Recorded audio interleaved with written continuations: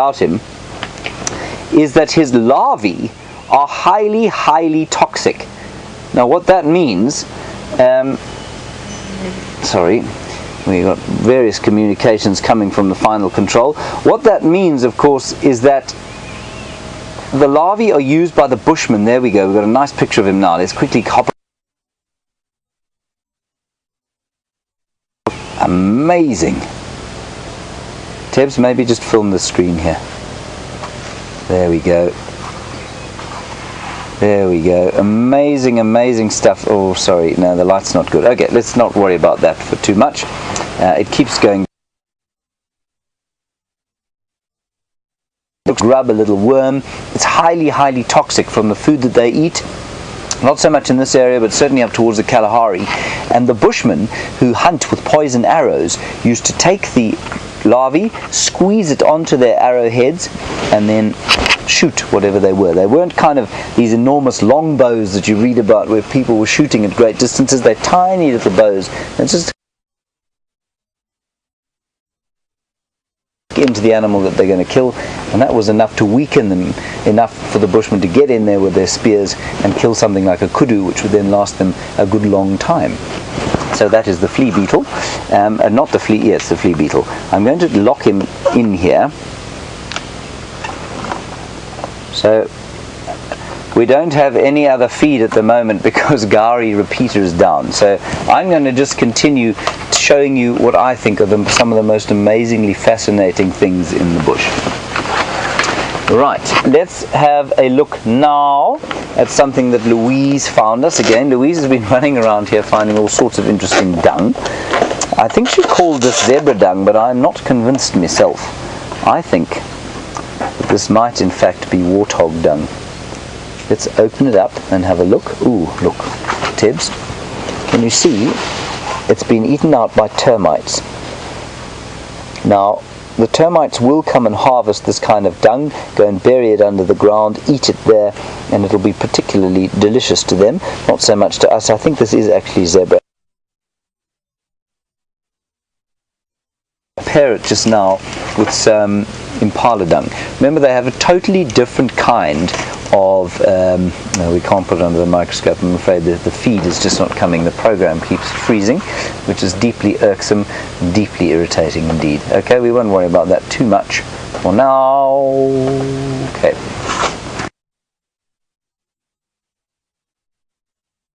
This is it. You've got my face and Teb's on camera. Okay, so let's have a look here, Tibbs. You're going to have to be microscope as well as cameraman.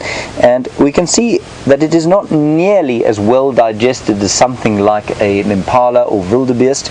And that's because a zebra, of course, is not a ruminant. It is a hindgut fermenter. And that means that it eats, it eats grass, obviously, but it doesn't. And for those of you who don't know, your appendix sits at the base of your large intestine, sort of around here. In a zebra, that thing is about that big. And that is where all of this digestion takes place. It's called a cecum, and in that cecum there are a whole lot of bacteria, and it helps to digest the food that they eat. And it's not nearly as efficient a system as the ruminants have, but it is certainly very useful, especially when conditions are bad. When conditions are bad, a zebra has a really better time than something like an impala, because there's no limit to the amount that it can eat. Right, I'm going to try and hook this thing up once more. And thank you so much, Donna, for calling me the perfect mad lab professor. I think that's a compliment. Thank you very much, Donna. That is very kind of you.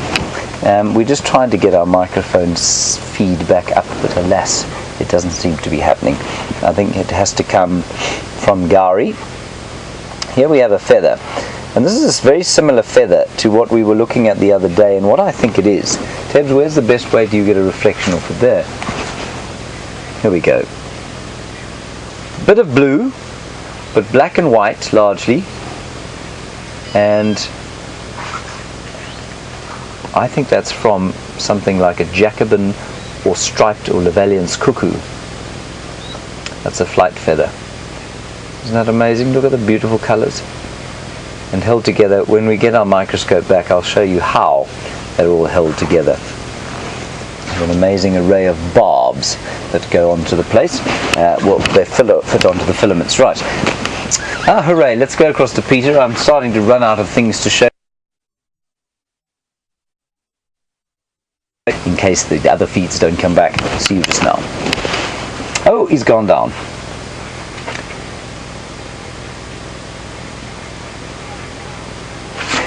Okay. All right, never mind. Let's carry on with me. We will get this right, I promise you, everybody. Okay, let's have a look here. This is actually quite interesting.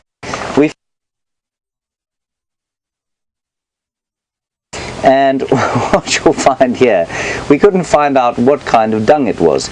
Steph and I, we put our minds to it, our combined intellectual capital, and we came up with the fact that instead of being dung, it is in fact the stomach contents of the impala that was eaten.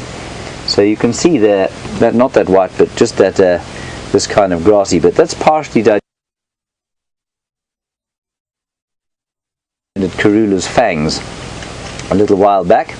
That's all I have to tell you about that. Then this little piece here is a shell from a reptile's egg, and we don't.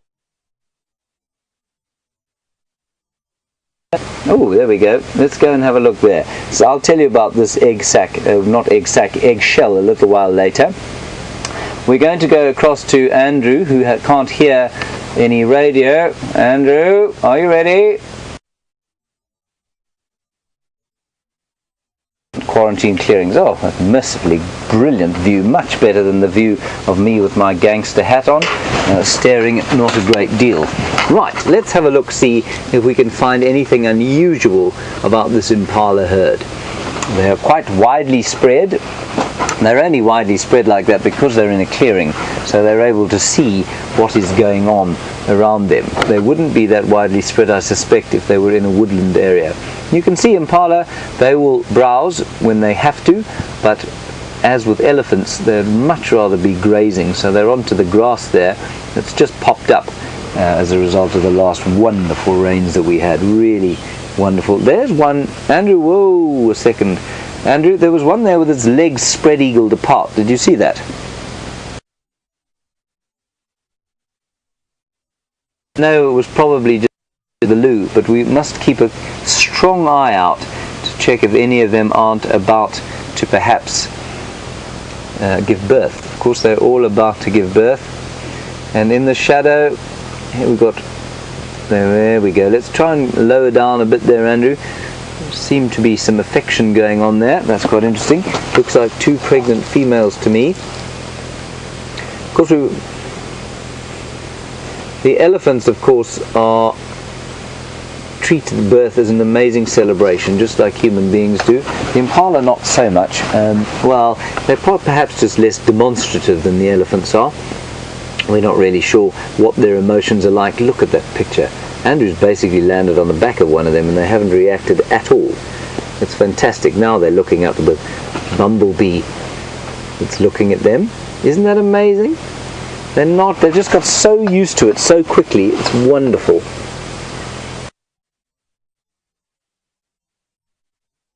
Really unusual about their interactions at the moment.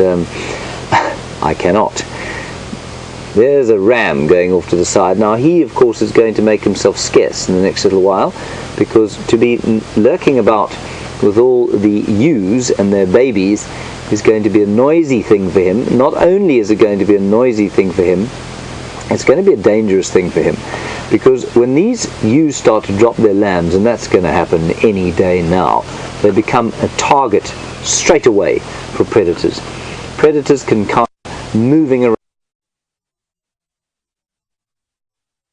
Of them will make it through their first year. All right. Apparently, we have a game drive out that is now broadcasting some kind of usable signal. I'm looking at the back end of Jamie. Okay, we'll head across to her, and I will see you a little bit later. We'll try and find something else to show you.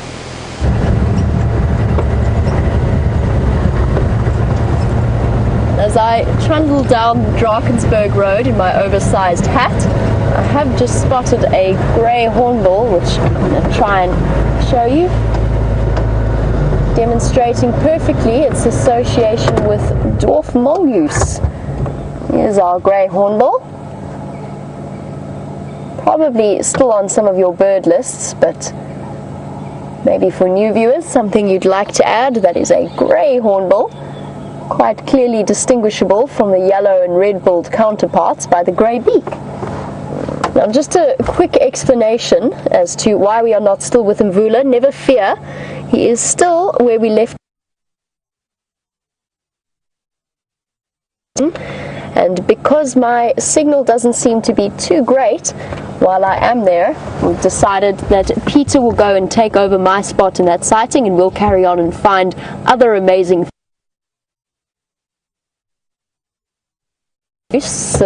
mongooses.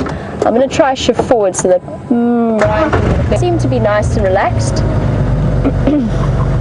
Oh, I'm having a momentary brain freeze here. Hold on one moment.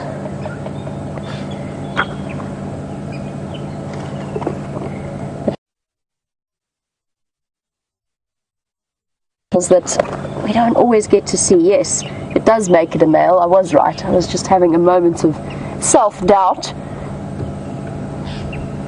Beautiful looking Franklin.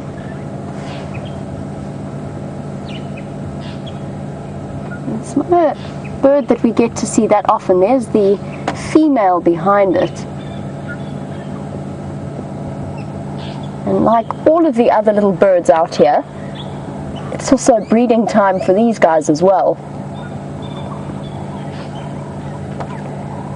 And there'll be a bird species that very closely relies on camouflage as a way of hiding their nests on the ground.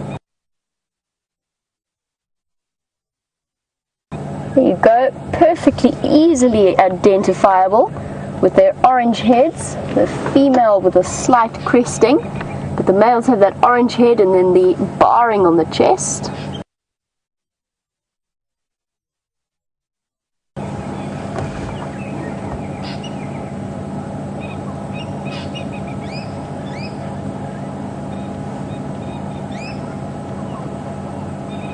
I started off this sunset and we got a bit distracted because Scott was having that amazing, exciting experience on foot. But Mauricio, you were mentioning the yellow-billed oxpeckers, which we don't often get to see, and I was so excited because it's now the third time that I've seen them on exactly the same buffalo. So it's, I guess, my fun fact for the day, and I'm going to try every drive. I'm going to try and present you all with new and all learn together. It was my first realization that those oxpeckers are actually on the same buffalo days in a row, and Brian says he's seen them while he's been out filming with James as well, also on that same group of buffalo. How incredible is that?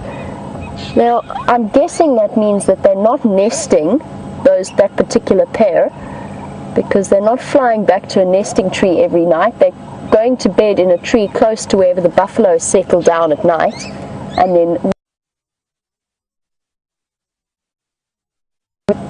it's a piece of fascinating knowledge that we would never have known if we didn't do this every single day. It's one of the wondrous parts of our live safaris, including these little Coqui Franklin.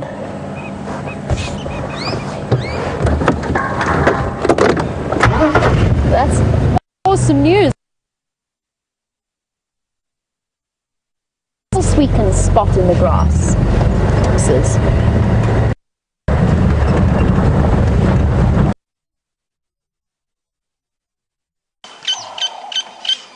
As for the very brief attack of the gremlins that we had, but we are back up and running once again, and just enjoying a moment of peace to appreciate the beautiful uniqueness of a black and white horse in a world of vibrant greens and burnished reds and golds that we live in.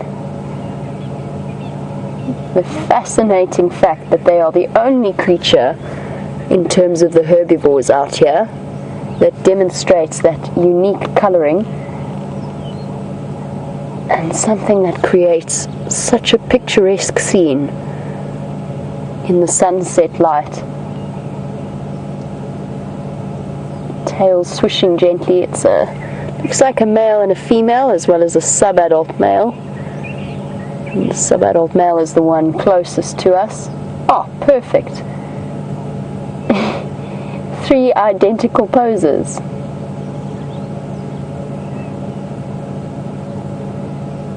Reveling in the fact that there are fresh green grass shoots for them to nibble on or urinate on, depending on which zebra you happen to be looking at. Hello, beautiful. There's very few animals out here that are as picturesque as zebra. And these, of course, are the plain zebra. I always knew them as the Burchell zebra, but they're now known as the plain zebra, with those delicate shadow stripes, which are showing up so beautifully at the moment. In between the thick black ones, they've got thin sort of brown strips.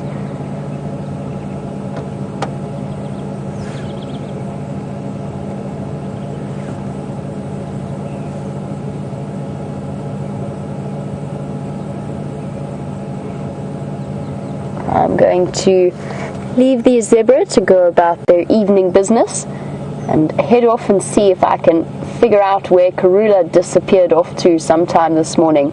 In the meantime, Peter is with another leopard, Mvula, who is still right where we left him. So let's have a look at the view of him.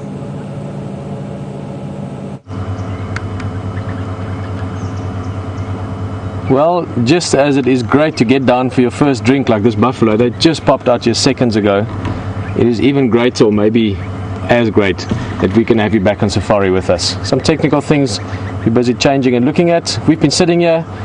Jamie had to leave earlier due to bad signal, and then we had to sort a few things out, but the good news is, and I don't have to tell you because you're experiencing it, we've got you back. And very interesting, shows you how well camouflage works. Look at that.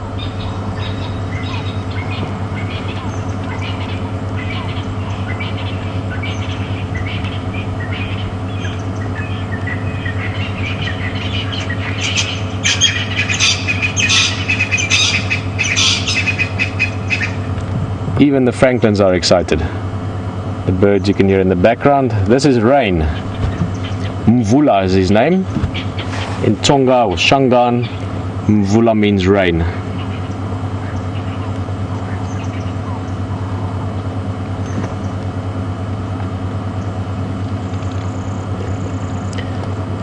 I don't actually know the history for this. In fact, I might even, let's see how this sighting progresses. I have a picture on this camera I've got here that I took of Mvula, I forgot the date now, 2009 somewhere.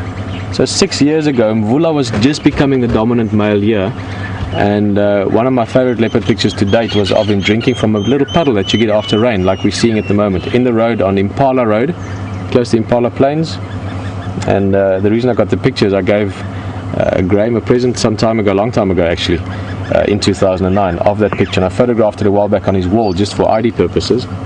So Mvula was a leopard that I was just getting to know in his sort of early stages of dominance, when he was just moving in. That's when Mafufenyan was still active or dominant here.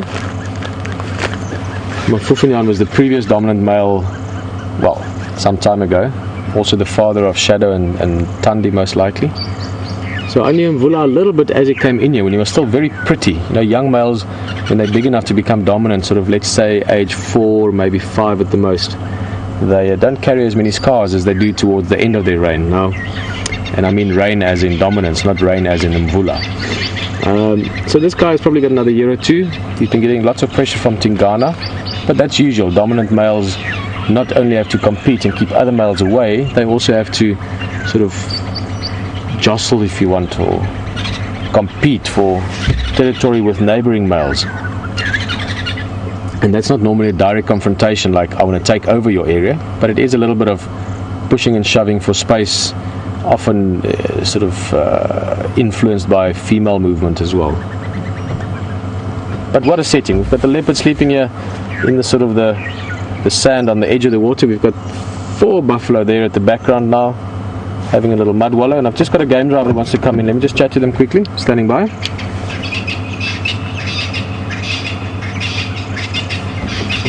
Yeah, FM, beautiful sighting, couple of Dagga boys in now as well. You can just pull in when you see me, we're live at the moment. Best view is from the sort of sundowner spot side.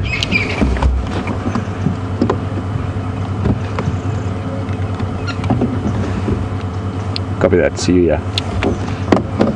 That's Vernon, also a good friend. And guys, always lovely to get the questions, so keep them coming.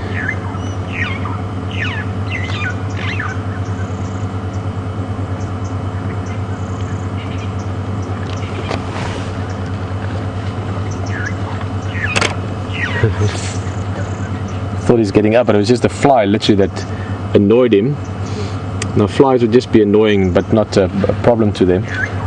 Wolfgang, Tuck, for your question, appreciate it. Wolfgang's from Sweden, just asking what's a leopard's greatest enemy. Now unfortunately I have to say this because it is the important answer to realize, but the most dangerous enemy for most wild animals would be inevitably man, either directly in terms of, you know, harming them or doing things with them, shooting them, whatever, but indirectly also habitat encroachment would probably be the second biggest danger, and that would obviously link into man's activity.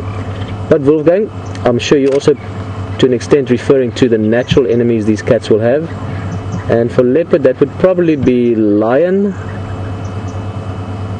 and or hyena in terms of other species. And those cats, you know, big lions or hyenas would kill leopard because they're competition, they compete for the same food.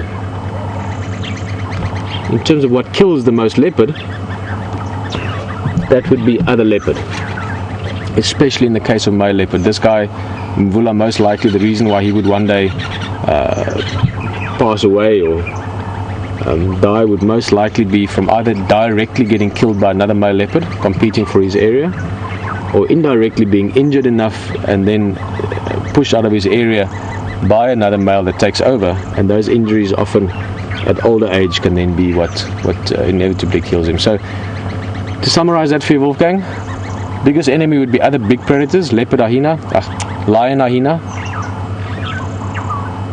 Probably the cause of most leopard deaths, especially male leopard, would be other leopard, but ultimately that would be far outnumbered by the human element. But at the same time, you could also then say that what's leopard's greatest friend, and that would certainly be any or all of us sitting here right now. And by that token I mean that we might put humans in the bad position of being an enemy, but we are also leopard's greatest friend. We can help them survive by having beautiful areas like this, by understanding them better, by educating other people about them. So I do also have to say that. Guys, I'm loving the questions. This leopard could get active any second. I know we've got 1 or 2 more questions. Keep them coming. We're going to sit with him, listen to the francolins, watch the buffalo, and just enjoy the evening approaching.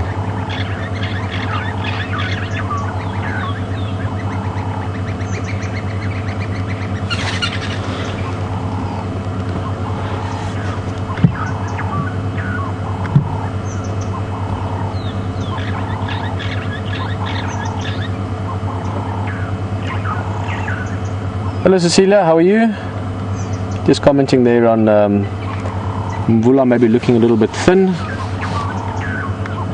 Whether he is thin or not, has he been eating or not, has he been active or not? Just look at that. What a setting. In Africa, leopard at the waterhole, buffalo at the waterhole, get that magic color on the horizon that's starting even though we're looking away from the sunset. Cecilia, we're just asking or hypothesizing whether perhaps the leopard could be a bit thin because he's been mating. So we're enjoying this just as much as you. This is such a cool view. We're sitting on a wall here. So let me just finish up your question. I'm terrible at interrupting myself. Yeah, I think he's a bit thin, but he's not. He's thin. Put it this way, he's in good shape at the moment. I would guess that he's eaten maybe 2-3 days ago. It's possible that he has been mating, not with Karula, because we've been with Karula most of last week, but maybe with Thandi would be in his area. Other possible females further south as well. So he's been active, but I think he's just active now in terms of scent marking, which is why he's here. See, look at his tail. There was a fly bugging him, just flicking at it. Cecilia, so if I had to just, I mean, we haven't seen him do anything, but just in terms of where he is, his condition, what he's doing, what the tracks were doing this morning, the tracks that Scott and then followed this morning already, and then culminating and finding him this afternoon. Buffelshoek, this waterhole we're at, would be a very important scent mark or landmark, if you want, for this leopard. So him and previous males that I knew in this area, Mfufunyan for instance, they used to come past here whenever they were scent marking. So I would guess that at the moment he's on a patrol. He's spending 2 or 3 days moving around, scent marking his boundaries, leaving physical scent marks, urinating, paw scratching as well, those interdigital glands that leaves a scent, just sort of reasserting himself for his neighbours' purposes as well. Also for strange leopards, but that you never know what could come and go. But his neighbours know which areas are whose, and you have to scent mark, otherwise those guys will push into your territory. So he'd be on patrol. I'm expecting him to get up. I mean, it could be in the next minute, but judging by his body position and his sort of attitude at the moment, I would say somewhere in the next 10 to 20 minutes. I think very likely before the end of drive he will get active, and he would be heading in a typical route that he scent marked on. For him, very often that would be Buffelshoek boundary, so he would go up to a road just north of here and head west, or he could maybe cut through the corner of his territory and go down Nyala Road or something. So I don't think the reason here is necessarily that he's been mating. It's not impossible, but I think it's just that he hasn't eaten for a few days. He's actively patrolling at the moment, and then if opportunity comes, we will hunt, whether hunt his own food, or if maybe he found a kill from Karula, for instance, one of the other leopards. He's well known for sharing kills, not taking it necessarily, but sharing kills or taking it a little bit, either with the females or some of the young ones in the area. Let's have a close look at those buffalo quickly. They're also bulls, males, dagga boys we refer to them typically.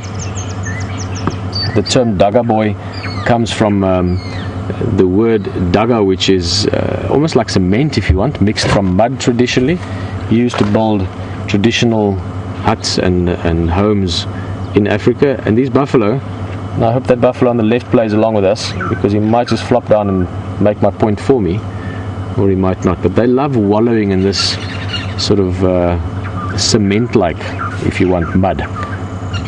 That wet mud is great for them to cool down. It's a great way to get rid of parasites.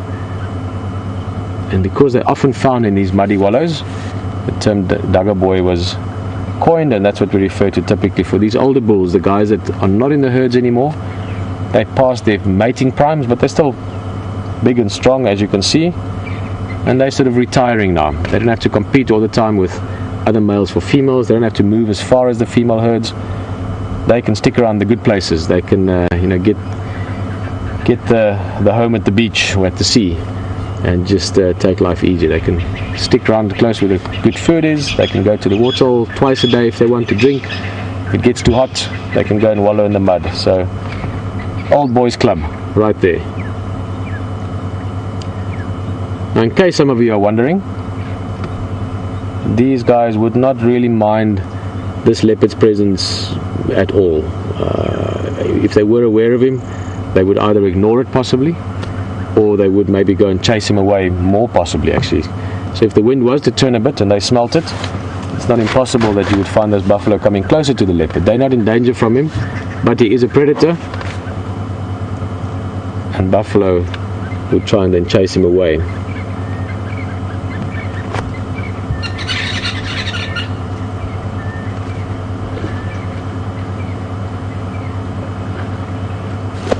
Oh, look at that.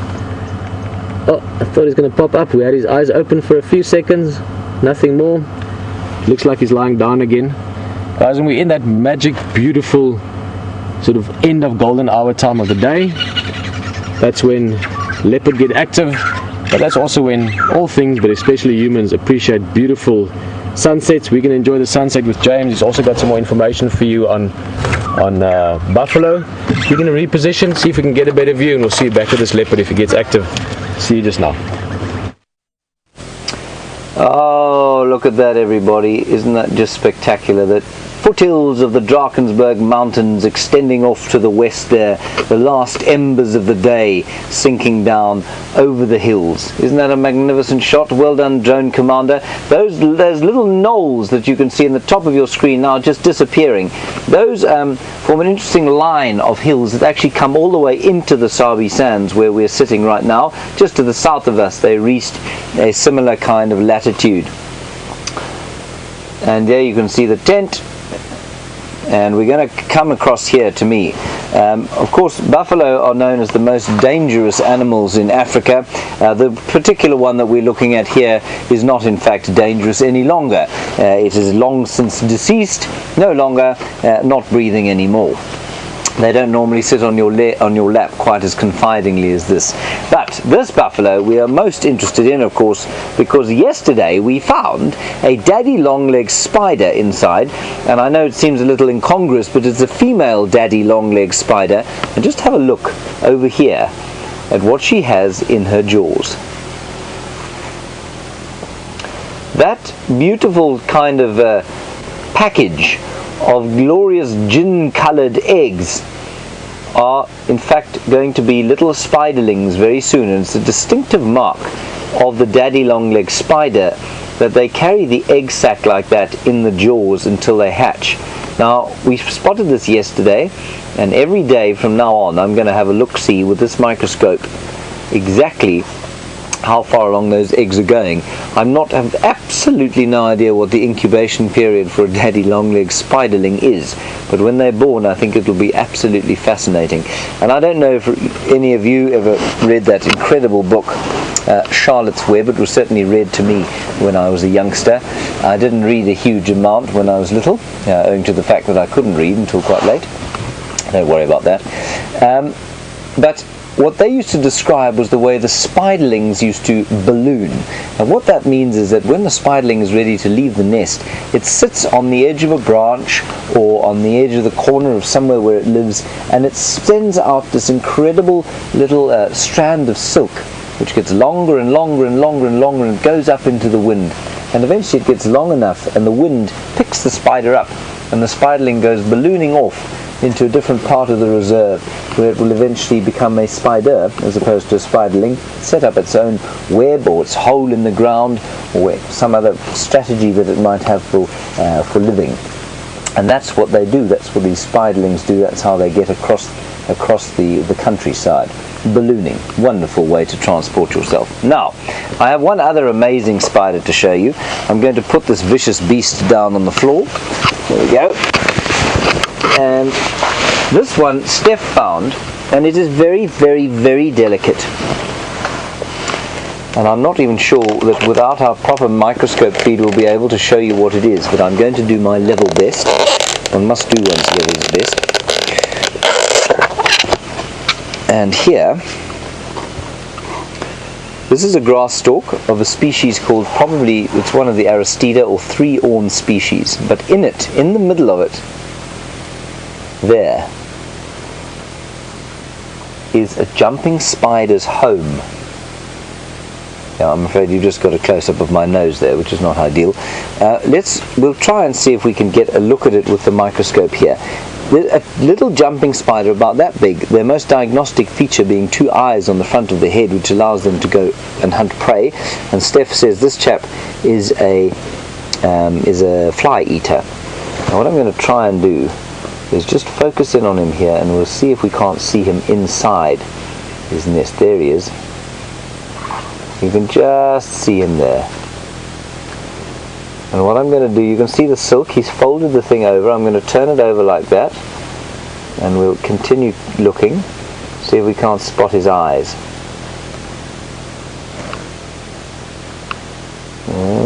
There we go. Sorry about this. It's a little bit jerky, but the spider is in there. That beautiful, delicate little home has been created by a tiny little spider. an adult. I mean, the size of the spiderling of the jumping spider must be quite something. Alrighty, I think that's enough of these little spiders. We're going to keep him for a little while. We'll probably release him. The daddy longlegs we will be watching very closely until the spiderlings actually hatch. Right, let's head across. We've had a magnificent sunset, and there's no better place to watch the sunset than at Buffelshoek Dam with the Mvula, he of the rain, my favourite leopard out here, and I think Peter's standing by to visit him again with you. See you just now.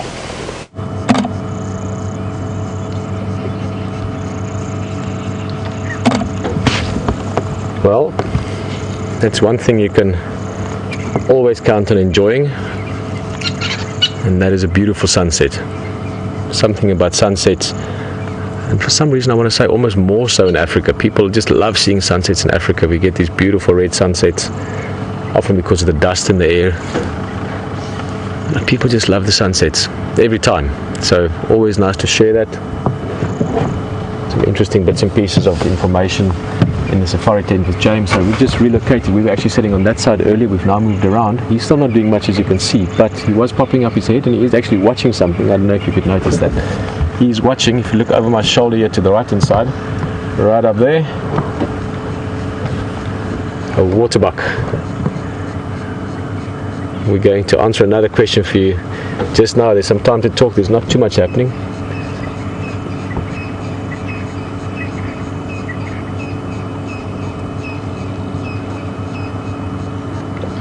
Now this waterbuck would be, oh, he's got his head up. Let's have a look at this side.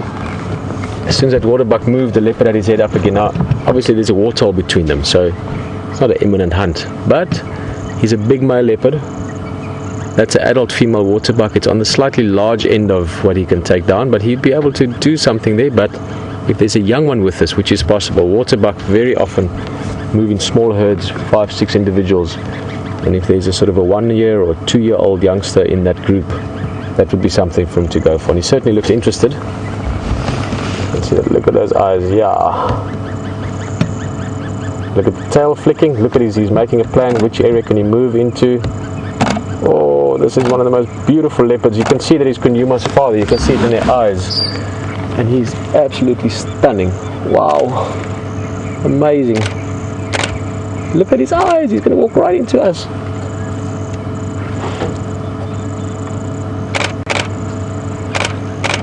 Oh, wow. This is insane. He's right next to us, guys. Yo, he's right next to us. Buffalo looking at him in the back. Sorry guys, VM has got a very tricky situation. We're standing at a funny angle here. Yo! I thought he was going to walk over the Land Rover at one stage. He was walking that close to us. But that's interesting. Buffalo running away from this leopard, maybe because he's so big. Just look at that cat. Perfect shape. You were commenting on his condition earlier. He's in great condition. He's lean, but he's lean like a leopard that hasn't drunk for a day or two. Not lean like a leopard, not in good shape. Just walking around the water. He's going for those waterbuck. Which means, guys, you've got to hold on a little bit. We've got some tricky terrain here. But we want to stay with him. Imagine the odds of being in a leopard hunt again. Yo, beautiful, huh? Vernon and his wife sitting with big smiles on the back there. Guys, I'm going to have to just go around this mud because we don't want to get stuck. We don't want to lose this leopard because once he's hunting, he's going to go into stalk mode. Leopards rely heavily on camouflage, stalking closer to prey, pouncing, just sort of ambush hunting almost. It means that once he goes into the bush, he's going to try and keep himself out of the sight of the waterbuck, which means it can be tricky to find him. So hold on a bit.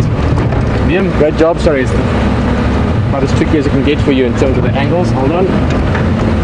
Big bump. Whoa, come on. Should have gone low range, but we made it. Alright. Guys, here in a live safari in Africa, busy following a leopard on a hunt. This is there's the goosebumps, yeah, that confirms it. Awesome. Let's see what happens. Waterbuck was just up ahead. Here's the leopard. It's quite casually walking along. Guys, there's the waterbuck. There's the waterbuck just there. they've seen him. They haven't alarm called, which is quite strange. There's the alarm call. They're running off. They've seen the leopard. I'm not sure if you could hear that sound. It's like a similar to wildebeest, quite similar to wildebeest alarm call. So they've seen the leopard. They go, which tells the leopard that they've seen him. Also tells the other waterbuck, listen, there's danger around. And you can see his way of walking now. He's not really stalking. He's not keeping himself low. He's walking like a confident, dominant male leopard that he is. And this confirms what we discussed earlier. He is on a territorial patrol. He's heading straight north towards Buffelshoek boundary. My guess would be that he's going to turn straight west towards the sun from there, towards the sunset, to mark his area. We're going to stick with him. You're going to disappear for a bit, some of you, but when you come back, we should be with this leopard.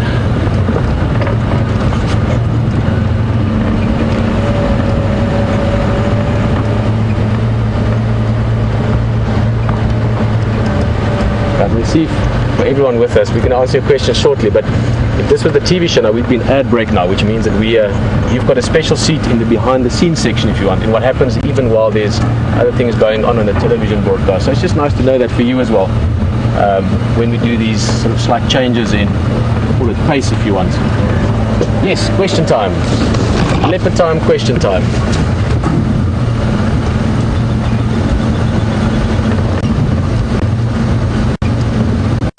Barbara asking how old Mvula is, and I should know this off the top of my head, but let's.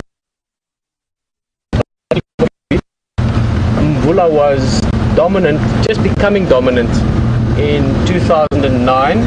2009 is when I photographed him the first time, and he became dominant in this area. Typically leopard. Oh, look at how strong he is, how virile he is.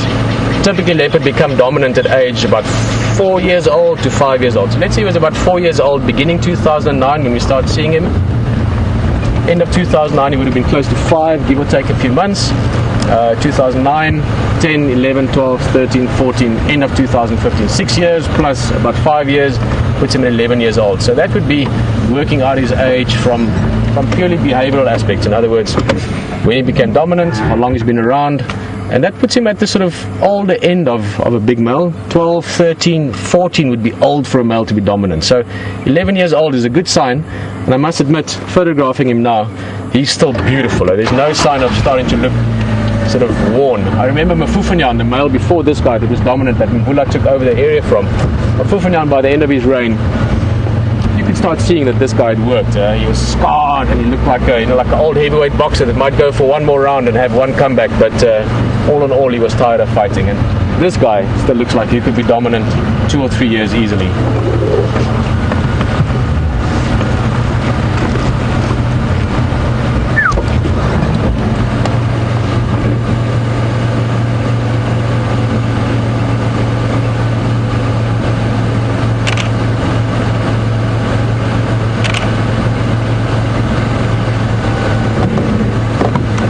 Vernon, you guys can stay right there wherever you're happy, if you don't mind being in the back, and I might get a nice shot of you.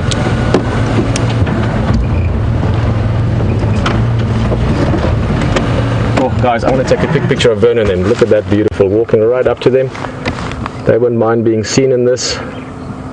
Lovely. Lean forward, Barbara, if you can.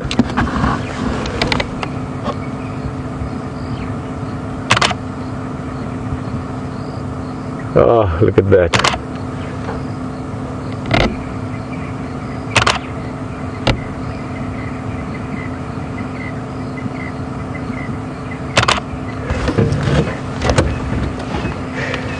Oh, and you just walk right past them as well, guys. That's they just experienced what we experienced a few minutes back. That leopard just totally relaxed, comfortable, walking past us. Okay, we're going to move again. Lots of things happening all at once. I think if I caught the name amongst everything going on there, Cheryl was asking what other reasons would leopard have for taking over territories or areas. Oh yeah, Cheryl, you're from Illinois. And the reason leopard keep territory actually is not, food obviously plays a role. Resources, as we all know, food, water, that's very, very important. But the reason they ultimately do so is to have females within their territory they can mate with and pass the genetics on, next generation. Generally speaking, if there's females living there, that would mean there's good resources, and that would mean that that would also be part of it. But the key for them is to have access to those females for passing on their genetics. Guys, you can just see he's just disappearing into the northern area. It's not an area that we can go in. Obviously for the leopard it's not a problem. In fact, he just walked along this perfect footpath. If you look here just in front of us, that's a hippo footpath. So he's walked down that, just down there, and he's going to go north. I think Vernon, they might follow with him, but for now we're going to continue on towards the west. This has been a fantastic afternoon with this leopard, and so lucky to have seen him almost go for those sports spot. Continue on, there's big smiles there. You guys don't mind being seen, eh? You don't mind being seen, camera-wise? Alright guys, Vernon and Barbara, fantastic. We'll see you again in the next day, eh? That was lovely. Enjoy the afternoon.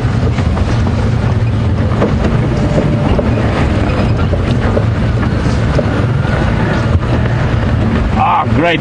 Another great thing, guys, you're going to jump there, something watching the drone. Have a look at it. We'll see you back in a bit. Well, everybody, isn't that just absolutely incredible? There's a hyena standing here probably about 150 meters from where we are standing in the tent. Andrew is flying the drone basically inside that hyena's ear, and it's not reacting in the slightest. It's the most wonderful thing. Andrew is sitting where we are, so he's probably about 200 meters from it, and you can see, I'm just going to head over to his feed. I'll come back to the camera now if I need to, but I'm now standing looking over Andrew's shoulder watching that hyena, and the hyena is not actually looking at the drone. He's looking pretty much towards where we are. He's basically looking at the few of us. Tebs is standing outside the tent with me, and we're just watching this incredible little scene unfold as the hyena, well, he's just on his evening forage really. He's probably one of the males of the same clan that we've been watching all day long. And I'm sure, as Peter probably told you, the males tend to spend their time away from the clan, especially when they're denning. That's because they forage quite a lot on their own. And he is now heading basically towards us, which is wonderful. And so he'll go off and forage in the night as it's got quite cool now, and he'll enjoy going off to try and find bits and pieces to eat. He's quite close to the tree where Mvula had her kill, so I think there's probably still quite a strong smell from around where Mvula was dropping bits and pieces probably onto the floor. And you can see him lying down there very relaxed, which is just superb. But what an incredible day we've had with those hyenas at the den, with that little one coming out. And like I say, I think probably a female, only one cub, so she's probably killed a sibling. And with the other one, of course, with the 6-month-old, seemed to be in the same place there. Sorry, I'm just missing out a few comms here. The other one seemed to be in the same place, at the same den, on top of the mound. And I think that 6-month-old hyena is probably the matriarch's daughter. We don't really know, but it's possible that the new one is the matriarch's daughter, but I don't think so. I think that you'll find that the new one that's been born killed her sibling, possibly ate her, and if not, her mother certainly would have eaten her, but will be subordinate to the female there. And we had a question earlier this morning. Let's go back into the tent, everyone. We had a question earlier today, a very good one, about how, and I'm sorry, I just forget the name of who asked it, but it was this morning, and it was a brilliant question about how hyena give birth and the pain involved in it. Because a hyena, of course, as you would have noticed, I'm sure some of you who were looking at that little one this morning will have noticed a pseudo penis. So it eventually becomes a, sorry, I have to put on my hat, gangster, when I'm inside, otherwise you can't see my face. You would have noticed that she had quite a long, sort of, would look like a penis, but it's actually a pseudo-penis in the females. And the question was about the pain, or how they give birth. And basically they give birth through that pseudo-penis. And some first-time mothers actually die from the injuries caused by that. So very similar to human beings in that childbirth for a hyena is quite a dangerous thing. So interestingly, it does come through that sort of enlarged clitoris or pseudo-penis, and that is how hyena give birth. So we're looking at the dying embers of the day, and while we're doing that, let's head across to young Jamie. She seems to be looking at a stick. I believe there's something interesting there. Oh no, there it is. I can see it now. It's a black-bellied Quran. How magnificent. I hope it calls for you. Let's head across there, and I'll see you just now.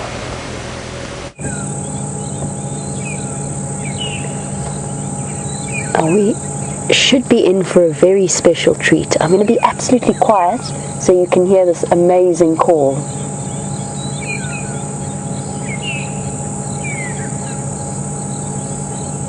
Come on, boy. Been doing it so patiently for the last 10 minutes. Can do some more. Watch its head.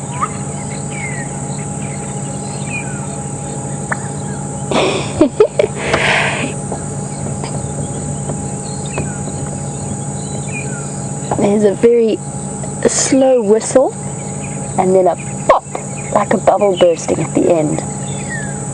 I'm going to wait and see if it'll do it again. I'm going to be absolutely quiet.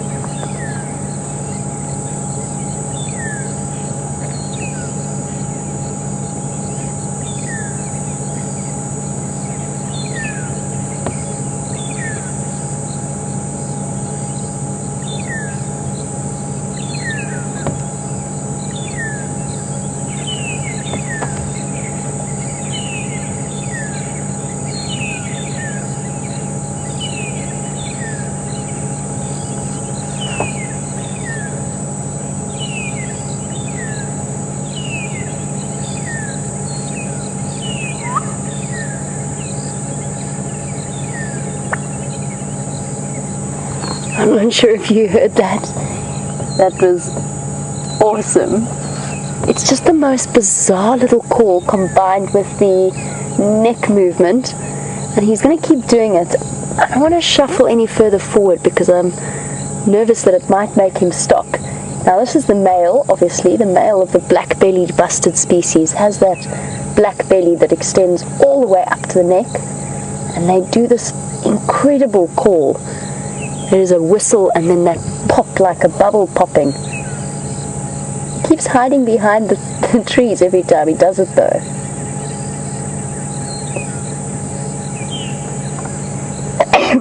Sorry, excuse me. That's not the call of the black-bellied bustard, that's dust.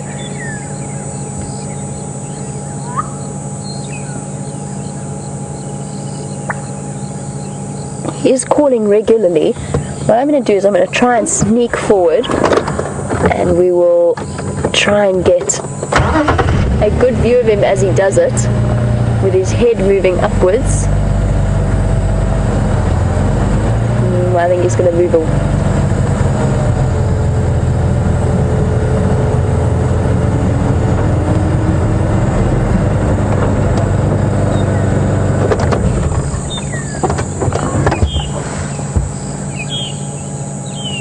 As we wait for our gentleman to call again. Oh, I think he's going to.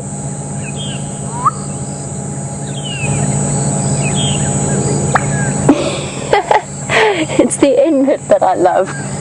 It's like it builds up in his throat. Oh, no, don't stop there.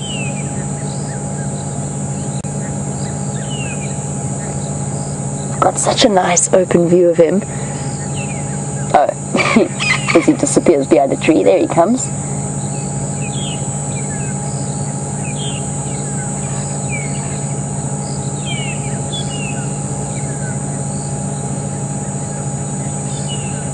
Here we go, I think he's going to do it again.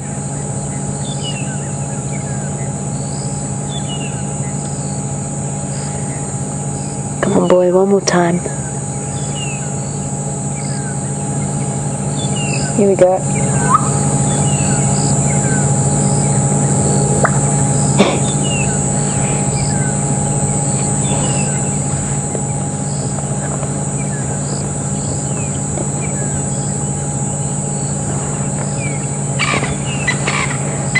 Oh, he seems to be disappearing, and I wonder if we could get him back.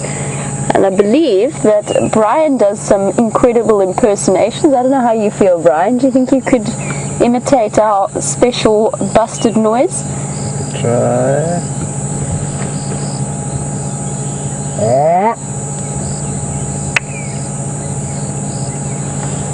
Looking up.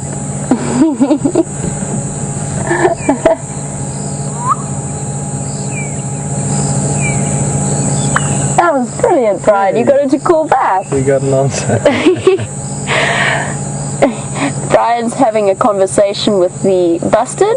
Brian, shall I leave you here? You two can have a good chat. That was so cool. Not only a talented cameraman, but an epic mimic. And off goes our black belly bustard. Very cool. It was so nice in the open. That was epic. We're going to continue on our search for more amazing and magical sights to show you. And while we carry on, I believe that lots of you have been sending through suggestions for the name of my fun fact of the day, or whatever we're going to call it. And I really, really do appreciate it. Shamal, you suggested Jamie's Djuma journal, which I love. And Justin, who's watching us all the way in Colorado and loving alliteration. Jamie's bush boggle was one of them. A couple of very alliterative examples. Jamie's wild wonderments.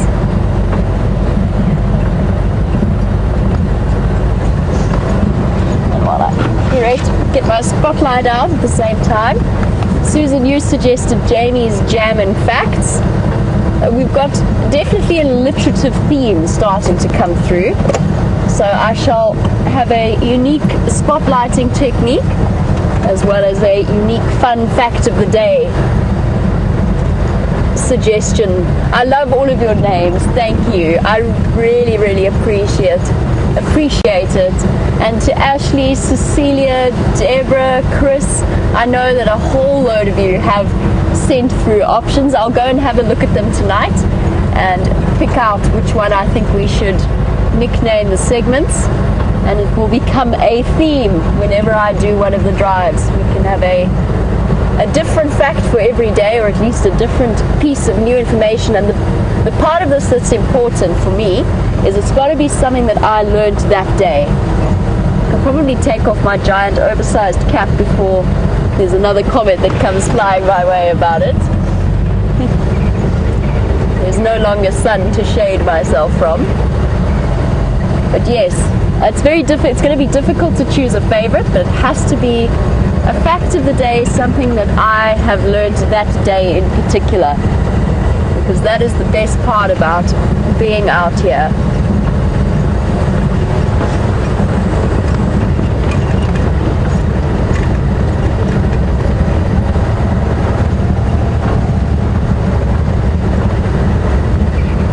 It was an incredible sighting with that bird that was calling, and nature is beautiful.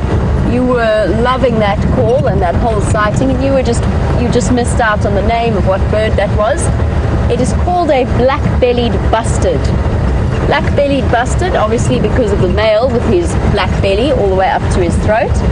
The same family as the largest or the heaviest flying bird, which is called a Cory bustard. Not one that we see all that regularly out here. They prefer the slightly more open plains. But we could see one, we could definitely see one. Heaviest flying bird in the world at 17 kilograms. Huge amount of weight to then lift off into the air. It's also related to the red-crested korhaan, which also has its own beautiful call. It's a series of whistles. And you'll find that with all of the bustards and the korhaans, they're very noisy birds during breeding season.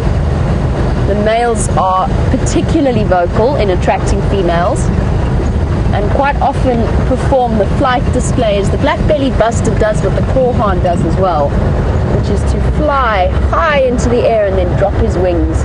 Oh, that is beautiful. Absolutely stunning sunset coming through.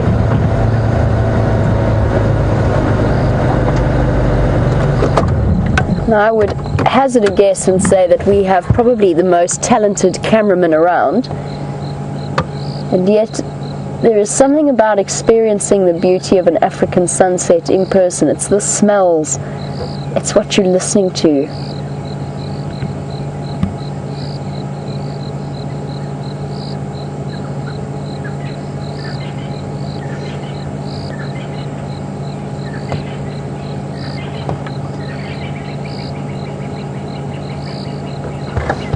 Franklin all going to bed.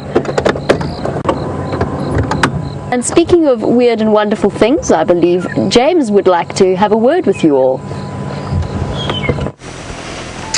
Hello everybody. We've had a couple of inquiries about this bone that is resting on my shoulder, threatening to crush me to death. It is in fact the bone of an elephant femur. Now that is the top part of an elephant's leg, and we had a question from Pamela about whether we've had any elephants walk past here. I think there have been some elephants walking past here, just not while we've been in here. And Gracie, you wanted to know what this is. Well, this is the bone that was sitting on the top of the cabinet there, and Gracie, it's from an elephant, and it's very, very heavy indeed. It's probably heavier than you are. It weighs, I would say, about 15 to 20 kilograms. That's one bone.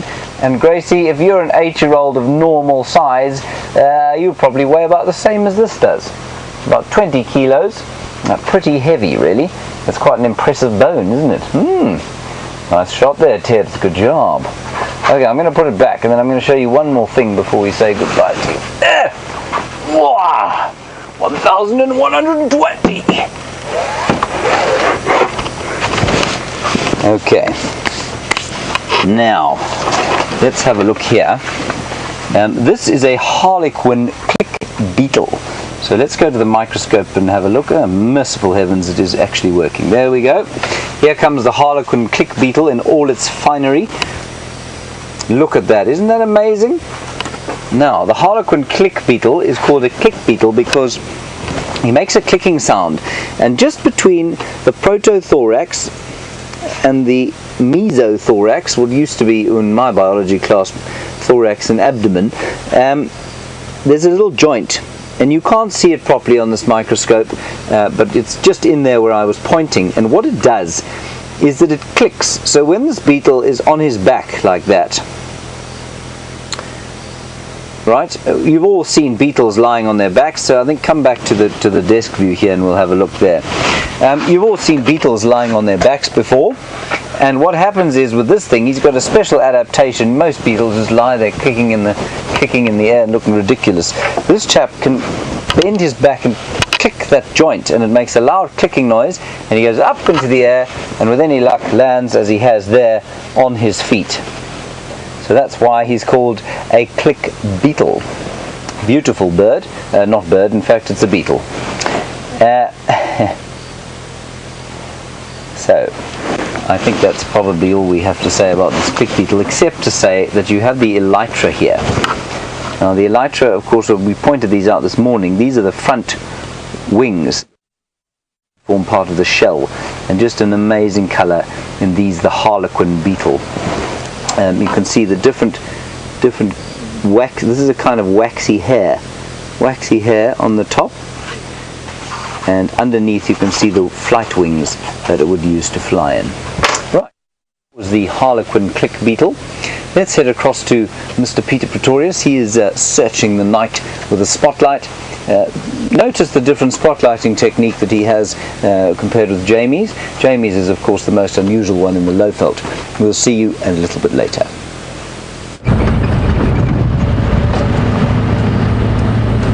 Well, what a fantastic afternoon. It's lots of things happening.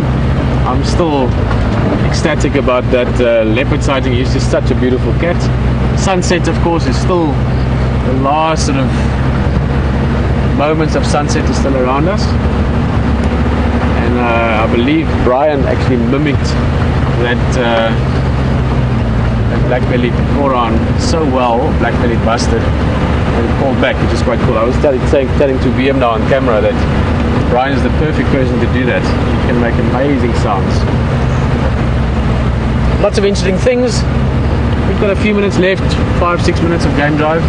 We are in the general area now of where we had female leopard tracks this morning, slightly more towards the west from us, but maybe if she moves around we thought we might bump into her. This morning I thought most likely Karula, but some other information I had since then, just in terms of some other tracks as well, makes me think that it might well have been Shadow, just right on the sort of the very edge of the territory where Karula and Shadow's areas would slightly overlap.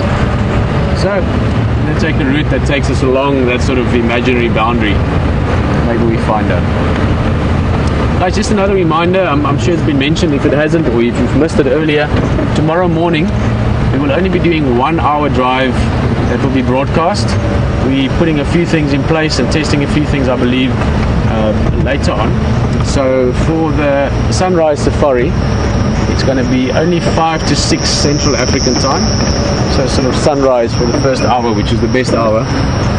Maybe we find Mvula again, depending on how far he moves tonight. We've got potentially 1 or even 2 female leopards in the area of Western Gari, according to the tracks. Lovely skies.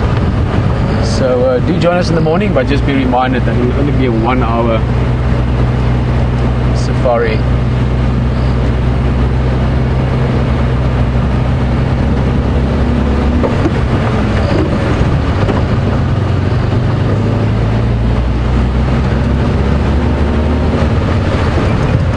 Also, as always, any information, maybe you're new with us, on the blogs, you can get information as well from Wild Earth or Safari Live.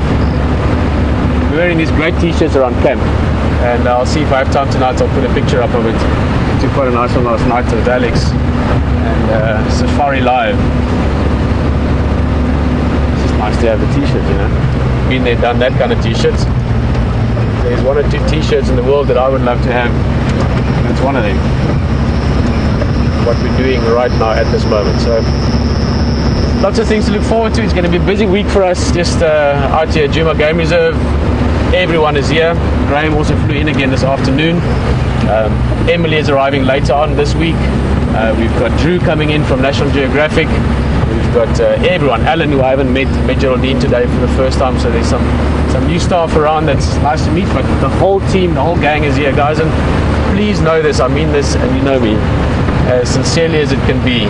It's just as important that you guys are all with us. With you guys, I mean everyone on the drive right now, but especially all of you that have come a long way with us, that understand what we do here, that have the same heart, the same mind, that are part of the team, because there's going to be lots of new people on the blogs and the chat rooms and the pictures and Instagram and Twitter and Facebook and all those things. There's going to be a big boost over the next while, many more people joining us, and you guys are absolutely crucial. You know, you're the guys with experience of Safari Live. Sometimes to help people explain a few things, understand a few things, make them part of the community. Big thank you for all of you that reached out and said hello to Jason and Nick. So fantastic things that were going on.